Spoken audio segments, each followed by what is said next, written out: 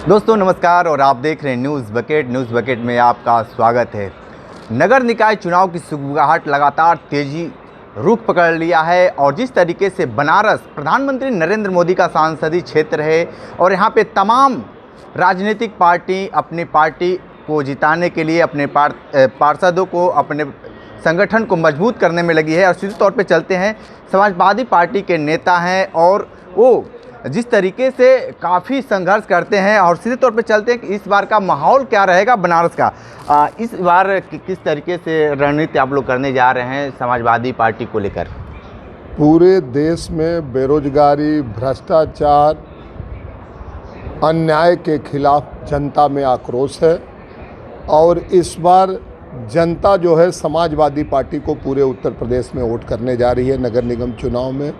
और मेरा मानना है कि नए परिसीमन में जो वाराणसी नगर निगम का जो क्षेत्र बढ़ा है उसमें समाजवादी पार्टी के मतदाता ज़्यादा हैं और बहुत नॉमिनल वोटों से पिछले दिनों हम समाजवादी पार्टी के लोग मेयर का चुनाव हारे हैं।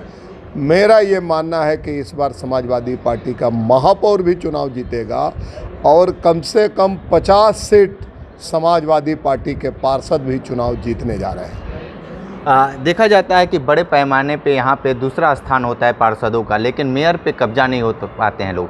क्या लगता है कि इस बार आप लोग कब्जा कर पाएंगे? पिछले 95 से चुनाव नगर निगम के हो रहे हैं और पहला चुनाव हम लोग 10 से 12 हज़ार वोटों से चुनाव हारे थे। उसके बाद निरंतर समाजवादी पार्टी के भागीदारी नगर निगम सदन में सबसे बड़ी पार्टी के रूप में रहा है। और इस बार जो समीकरण है और जो देखने को हम लोगों को मिल रहा है कि जैसे भारतीय जनता पार्टी महंगाई, भ्रष्टाचार पर जो रोक नहीं लगा पा रही है, महंगाई चरम सीमा पर है। 12 रुपये का जो आटा था आज के डेट में 36 रुपया का बिक रहा है। जो गैस सिलेंडर 350-400 रुपये का मिलता था वो 1200 रुपये का मिल रहा है। जो बिजली के बिल गरीब आदमी का 150-200 रुपये आता था वो 1,500 से 2,000 रुपये आ रहा है। सरसों का तेल 60 से 70 रुपया जो बिक रहा था वो 200 रुपये बिक रहा। किन किन चीज़ों को हम नाम लें, किसी भी चीज़ का आप नाम उठा लीजिए, महंगाई चरम सीमा पर है और हर व्यक्ति महंगाई से परेशान है। फ्री का राशन देके और भारतीय जनता पार्टी उससे 10 गुना ज़्यादा एक परिवार से वसूली और उगाही टैक्स के रूप में कर रही है। इस बात को जनता समझ गई है और इस बार के नगर निगम चुनाव और लोकसभा चुनाव में भारतीय जनता पार्टी का सफाया होने जा रहा है।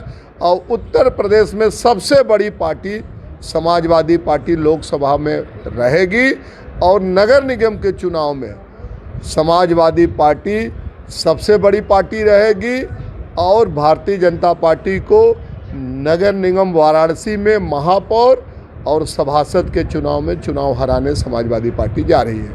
आप जिस तरीके से कह रहे हैं कि महंगाई है, लेकिन अगर महंगाई होती तो लोग यहाँ पे तख्ता पलट कर दिए होते जो पिछला चुनाव हुआ है। इस तरीके से लग रहा, लेकिन किसी को महंगाई दिख नहीं रहा है, बेरोजगारी दिख नहीं रहा है। हर लोग यही कह रहा है कि सब राम राज चल रहा है, किसी को कोई दिक्कत नहीं हो रही है।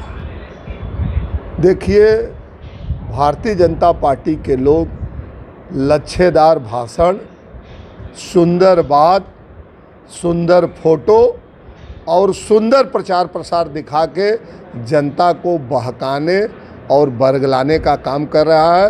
वो जनता इस बार समझ गई है, इसलिए भारतीय जनता पार्टी को खिलाफ वोट करने जा रही है। बनारस में चौतरफा विकास हुआ है, चारों तरफ रोड के जाल बिछे हुए हैं और जहाँ जहाँ देखिए तहाँ तहाँ पे हर तरह के एकदम सभी लोग खुशमय हैं।